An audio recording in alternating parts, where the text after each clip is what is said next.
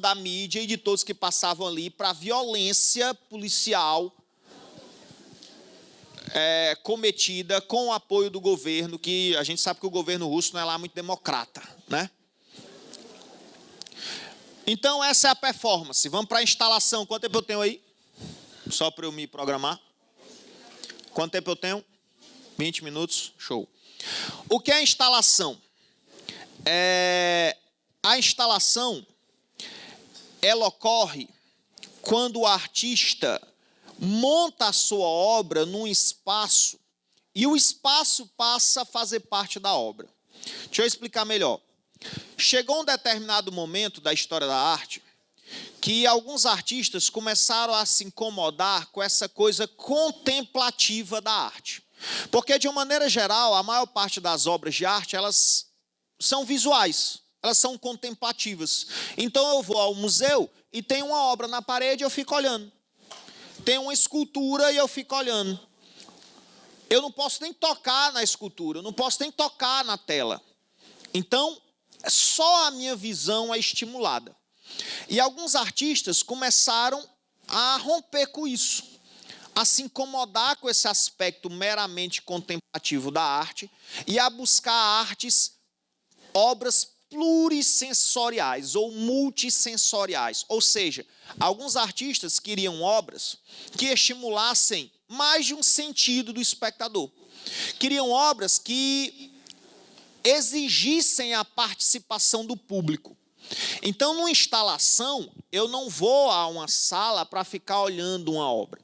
Quando a obra é uma instalação, eu passeio pela obra, eu interajo com a obra, eu toco a obra. Outros estímulos são colocados em cena.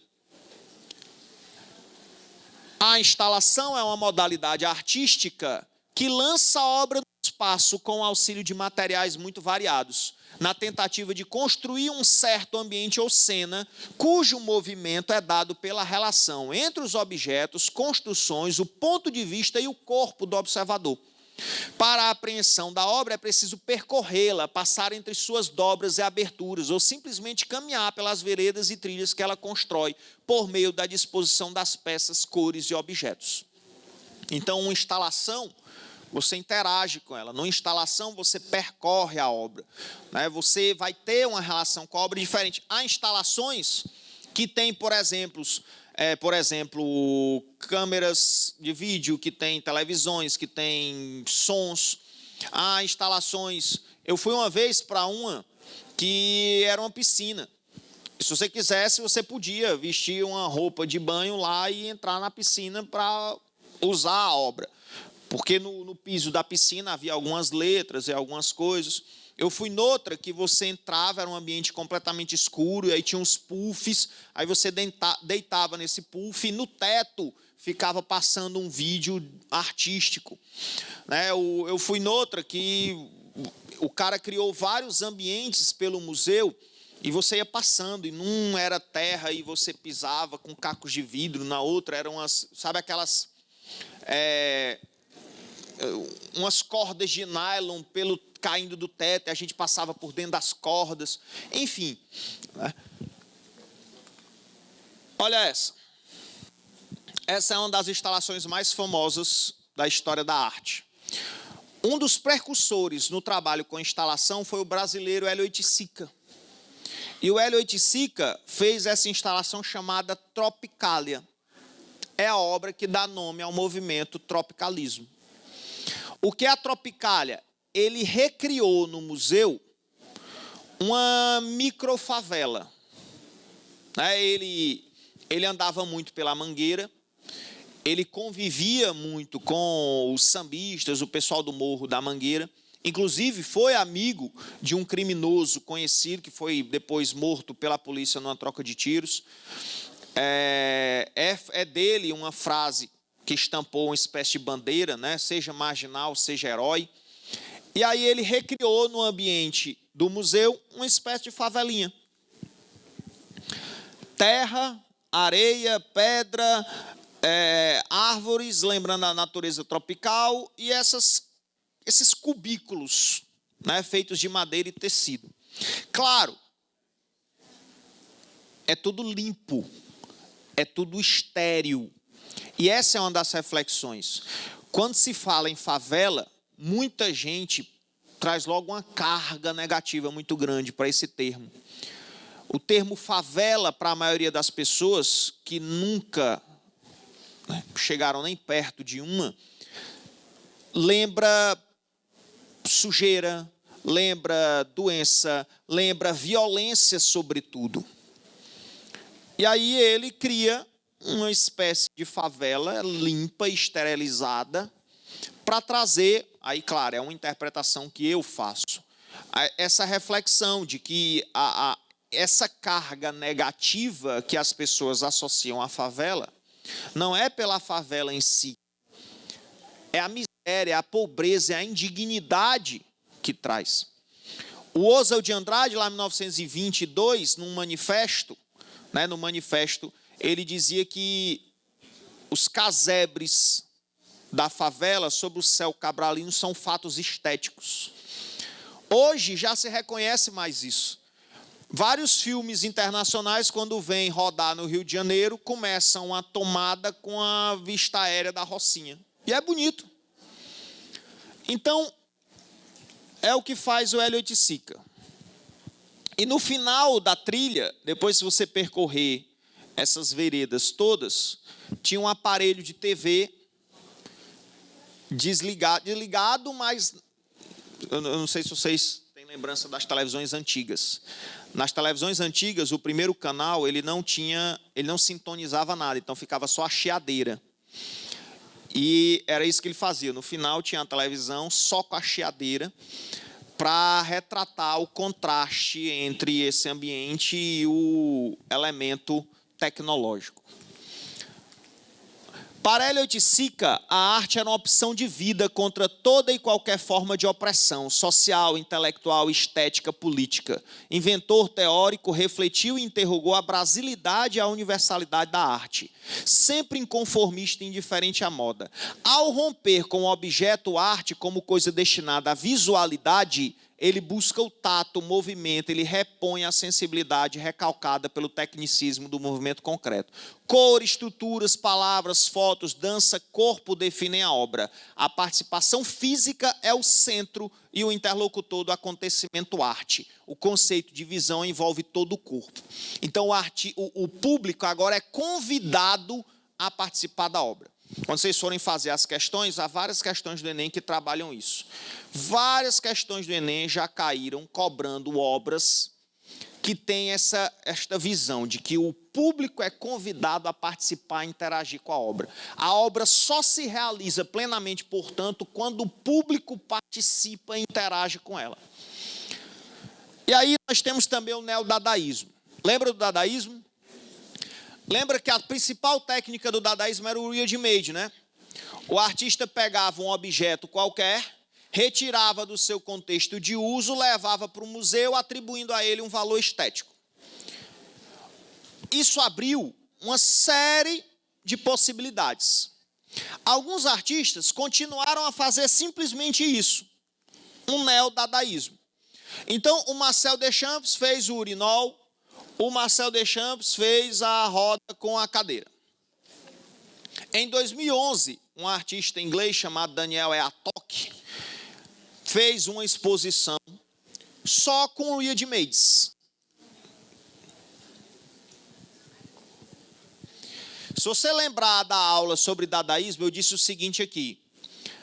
Essa roda com esse banco é genial. Em 1913, um cara pegar esta roda, pregar neste banco e levar para o museu e dizer que é arte, é genial. Em 1917, o cara comprar um urinol numa loja de material de construção, assinar e levar para o museu, é genial. É genial pela polêmica que ele criou, é genial pelo debate, pela discussão, é genial pela ousadia. O primeiro é genial, o segundo é genial. 100 anos depois, o cara fazer isso, para mim, é idiota.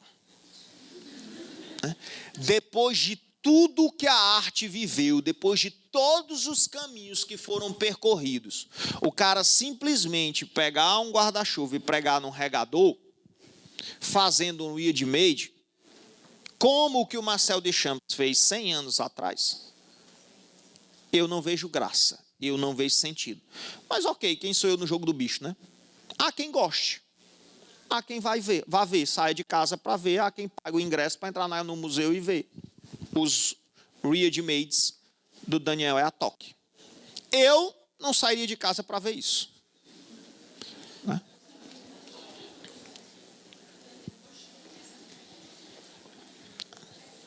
Então é um neo-dadaísmo, é o ready-made do Marcel Deschamps, ainda dando vida a essas... Agora isso aqui não.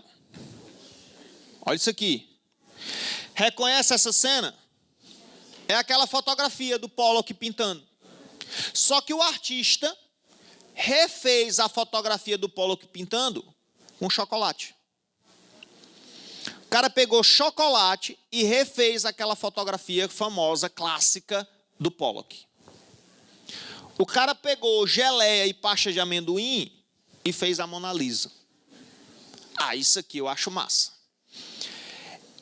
Veja, depois do dadaísmo, como eu disse, infinitas possibilidades se apresentaram aos artistas. Não havia mais regra nenhuma, não havia mais convenção nenhuma. O dadaísmo chutou completamente o pau da barraca e deu liberdade total ao artista. Alguns artistas vão simplesmente continuar fazendo o que faziam há 100 anos. Outros artistas vão usar essa liberdade para surpreender, para impressionar, para impactar. Como o brasileiro Vicky Muniz.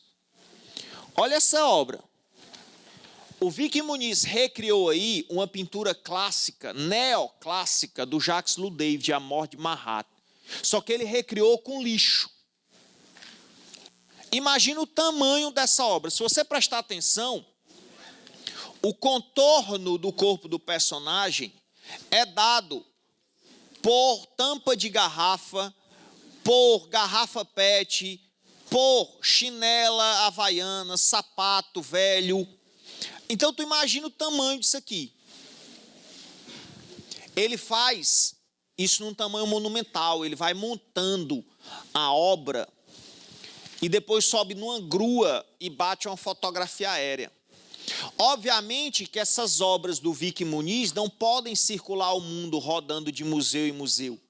Essa obra que ele fez com chocolate, pouco tempo depois de sair do ambiente controlado, ela derrete. Não dá para ele levar para rodar o mundo de galeria em galeria. Então, o que ele faz? Ele monta as suas obras usando os materiais mais improváveis possíveis e depois fotografa. O que vai para o museu, o que é exposto, são as fotografias das obras. Esse é outro perturbado. Esse é o Damien Hirst. Esse é o artista plástico mais rico do mundo. Ninguém ganha tanto dinheiro com as suas próprias obras como esse cara. E essa é uma exposição famosa dele, que eu ainda não tive a oportunidade de ver, mas espero um dia conseguir ver uma obra dele pessoalmente. Olha isso. Professor, isso é uma vaca? É uma vaca. Isso é um cabrito? É um cabrito. E perceba que eles estão em umas caixas com formol. E aí o que ele faz? Ele pega os animais, secciona e coloca nessas caixas com formol. Então, quando você entra no museu, começa as pecinhas coladas umas na outra. Mas depois separa e você passa pelo meio.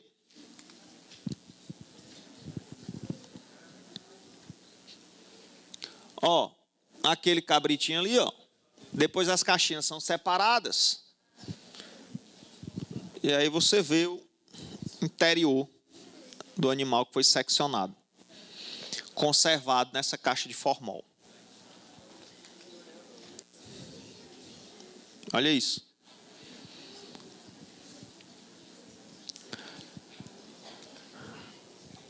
Olha isso. O que é que vocês percebem que essas obras todas têm em comum? Chocolate, pasta de amendoim, geleia, lixo, animal, um trator e uma árvore. Tudo, hoje, tudo pode ser usado como matéria-prima da arte. Então, se eu fosse enumerar as duas principais características da arte contemporânea, e o Enem explora muito isso, vocês vão ouvir as minhas palavras quando estiverem fazendo as questões. Falou de arte contemporânea, duas características principais. Primeira, uma arte multissensorial. Uma arte que exige a participação do público. Uma arte que só se realiza plenamente quando o público interage com ela, toca, passeia por ela. E a segunda, uma arte que explora todo e qualquer material. Não há mais limite. Qualquer coisa pode ser usada como matéria-prima da composição de uma obra de arte. Comida, lixo, animais mortos, tratores e árvores. Professor, até merda. Até merda. E já usaram. Vários artistas, inclusive, já usaram merda como matéria-prima para suas obras. Né? Certo? Eu tenho aí ainda, então, 5 minutos. Então, pronto. Então, não dá para nada, não. Mas vocês vão ver que no material de vocês há muitas questões do Enem. O Enem adora vanguardas europeias e o Enem adora arte moderna e contemporânea. E vocês, eu acredito, vão lembrar de tudo que a gente discutiu e vão fazer as questões com facilidade.